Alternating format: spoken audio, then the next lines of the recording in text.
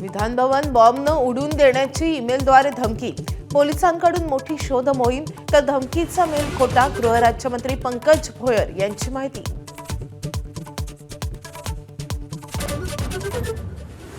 Share बाजार, high court, metro, बँका उडवून देण्याची धमकी. पोलिसांचा कसून तपास. सभापती राम शिंदेंची माहिती.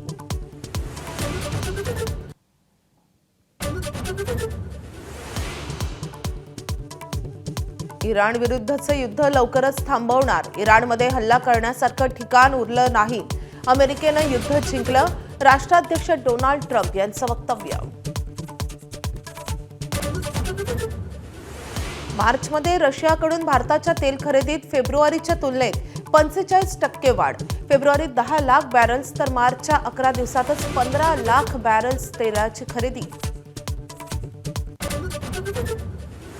इराणच्या शाळेवरील हल्ल्यासाठी अमेरिकाच जबाबदार.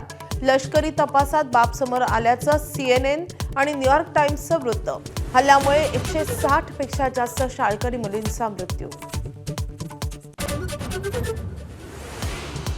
संयुक्त राष्ट्रांच्या सुरक्षा परिषदेत इराण विरोधात ठराव. इराणच्या आखाती हल्ल्यांविरोधातील ठराव एकमतानं मंजूर. 15 पैकी 13 देशांनी ठरावाच्या बाजूनं केलं मतदान. युद्ध संपवण्यासाठी इराणनं घातल्या 3 अटी. इराणचे कायदेशीर हक्क मान्य करावे, नुकसान भरपाई द्यावी आणि भविष्यात इराणवर हल्ला न करण्याची हमी द्यावी, अशा इराणच्या अटी. गॅस तुटवड्याचा कोल्हापुरातील महालक्ष्मी अन्नछत्रालाही फटका. 4 ते 5 दिवस पुरेल इतकाच गॅस साठा शिल्लक.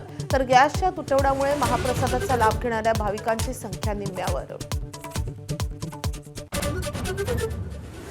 शिवसेना पक्ष आणि चिन्हावर आज सुप्रीम कोर्टात सुनावणी. आमदार पात्रता प्रकरणी विधानसभा अध्यक्षांनी दिलेल्या निर्णयाला ठाकरे सेनेकडून आव्हान. जम्मू काश्मीरचे माजी मुख्यमंत्री फारुख अब्दुल्ला प्राणघातक हल्ल्यातून बचावले. लग्न समारंभ आटोपून जात असताना एका व्यक्तीचा गोळीबार.